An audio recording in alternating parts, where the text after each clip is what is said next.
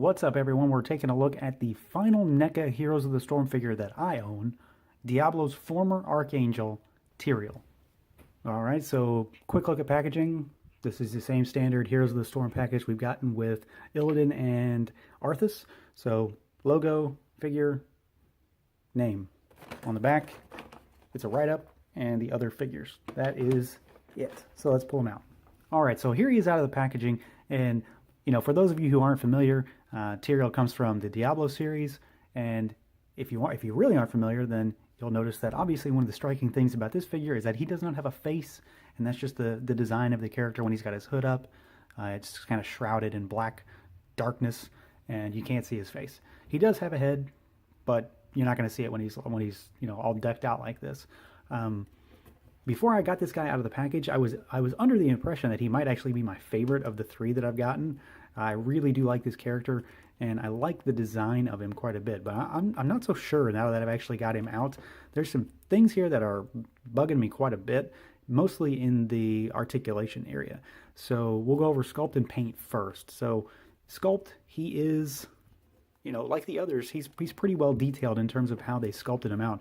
There's a lot of texture detail all over him. All these ridges are all sculpted detail. The chainmail is sculpted, and the wings are sculpted really nicely. I like those. They're also articulated.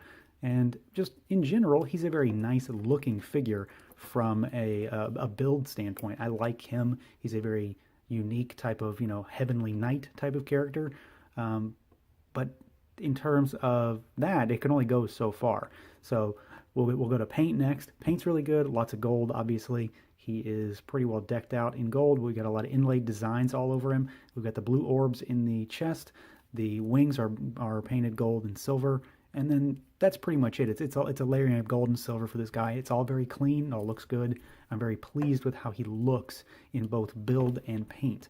So, like I said, my issue really comes down to articulation. And it's almost like some things were maybe missed or left out due to how he has to look. But we'll see. So, wings first, they are articulated. You can move them around a bit. They're on a ball. You could get them to go out a bit as well, but I mean, this is really the look that he goes with right there. That's pretty normal. So I'm not going to really change that. Head could move, but it's not going to move much because it's actually set into the armor. So again, that's part of the character. I can't fault it in that regard, but it makes it very hard to pose him. The shoulder armor, like on the Arthas figure that I reviewed, is rubbery and kind of gummy, and it will allow some movement. Arms can go out. They'll go up and around. There's a bicep swivel this time, unlike Arthas, but where I have a problem is the elbow joint. It's like it's set into this armor here, so he really can't do anything. Like, that's as far as his arm's going to go. That. And it doesn't go back. Well, it's an elbow, so it shouldn't, but it doesn't go any more further than that, which is very, very hindering to his, just how you gonna pose him. It will swivel, and the joint is inside that swivel. The wrist is the same as Arthas, where it's kind of inset into the armor, so it swivels, but it really can't rock. There is a diaphragm swivel, no real crunch to speak of, no waist swivel. The waist and the diaphragm are connected by this sash, which is not soft goods. It's just a rubbery plastic, which is fine. I like it. It looks good, and it hangs well on him. But it's going to hinder his movement as well because it tethers him to the body. The legs can go out pretty far, surprisingly. This is rubbery again. They go forward only about that far. They go back a decent bit.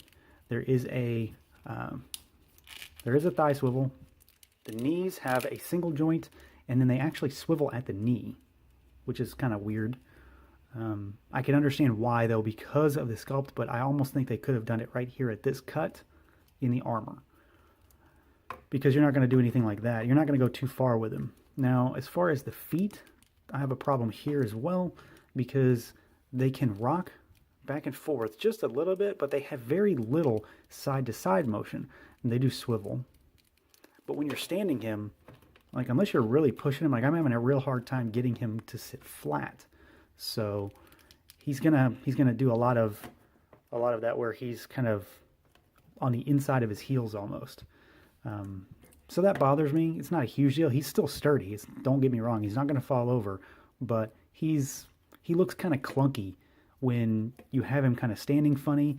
His arm can't really bend, and then his head barely moves. So he's pretty limited in terms of, at least as far as I can tell so far, in terms of any kind of expressive or emotive positions you can get him in.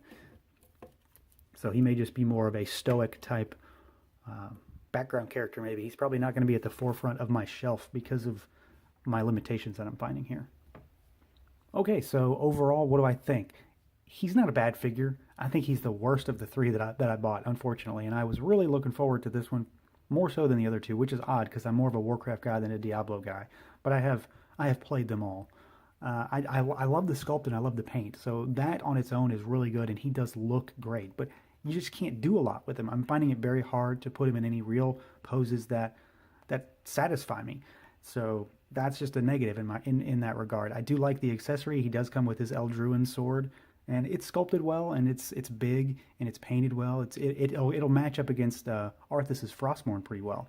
But the accessory alone isn't enough to really bring him over the top if I can't put him in any real poses that make him look like he's going to do any kind of slashing effect or, you know, any kind of action. He's mostly just going to be standing around holding his sword, which might be okay. I did pay $5 for him, again, like the other two.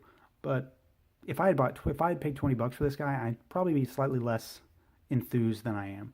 So, you know, he's definitely not a bad figure. He's not a great figure though.